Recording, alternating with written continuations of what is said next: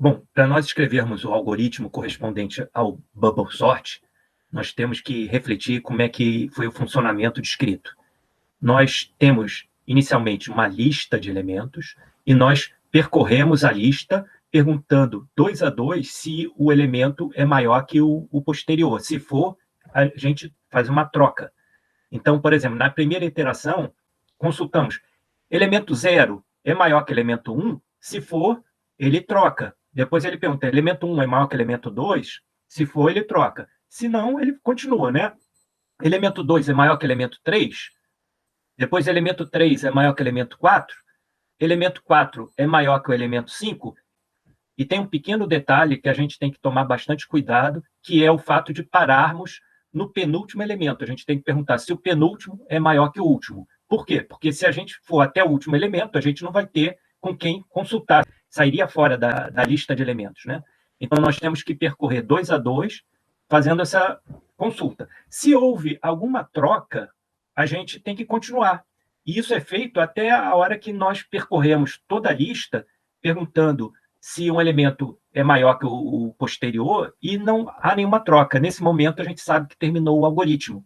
Então, vamos pensar como é que seria este algoritmo. A gente tem que percorrer a lista de elementos, né? Então, vamos pensar assim, para i igual a 0 até n menos 1, se nós imaginarmos que tem n elementos, por que n menos 1? Exatamente porque a gente não pode ir até o último elemento, que não pode perguntar se ele é maior que alguém que já está fora da lista, né? A gente tem que ir até o penúltimo elemento. Então, nós vamos de i igual a 0 e paramos em n menos 1. Então, para i igual a 0 até n menos 1, faça.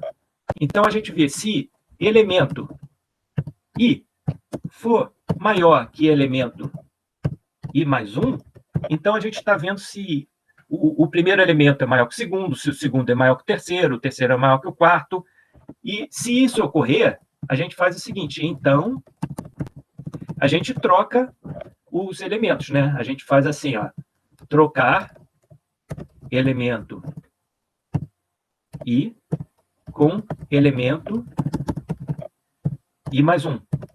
Imaginando que exista uma função, uma rotina que faça a troca dos dois elementos da lista.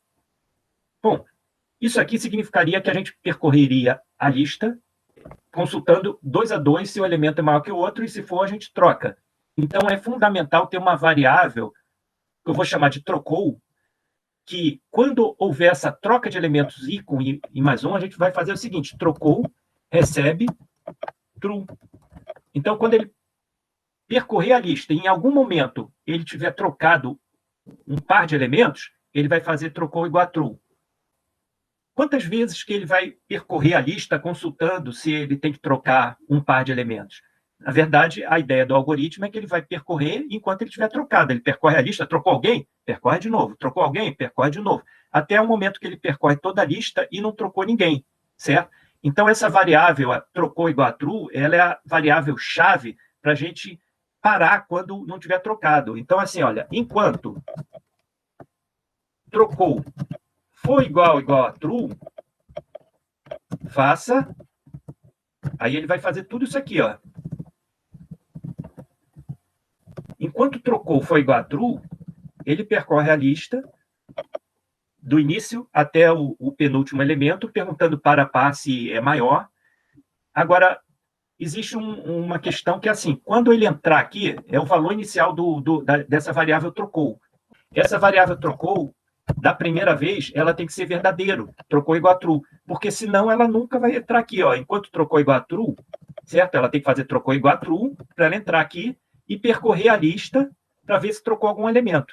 E outra questão que não podemos esquecer é, antes dele percorrer a lista, ele fazer trocou igual a false. Por quê? Ele faz trocou igual a false e percorre a lista perguntando para a par se é maior. Se ele trocar alguém, ele faz trocou igual a true. Quando ele sair aqui, acabar de percorrer a lista, ele vai perguntar assim, trocou igual a true? É, aí ele entra de novo, aí faz trocou igual a false, percorre toda a lista, e se ele trocou alguém, faz novamente trocou igual a true, aí ele pergunta, trocou igual a true? É, então, enquanto isso for verdade, ele continua. Faz trocou igual a falso. Aí agora vamos dizer que ele percorreu a lista inteira, seja exatamente essa última iteração aqui, que ele percorreu a lista inteira e não trocou ninguém. Então, esse if aqui não é verdadeiro. Quando ele sair aqui, acabar de percorrer a lista, o trocou ainda é false, aí ele termina e a lista está ordenada. Este é o algoritmo. Será que vocês saberiam codificar ele em Python para ordenar uma string ou uma lista de elementos em Python?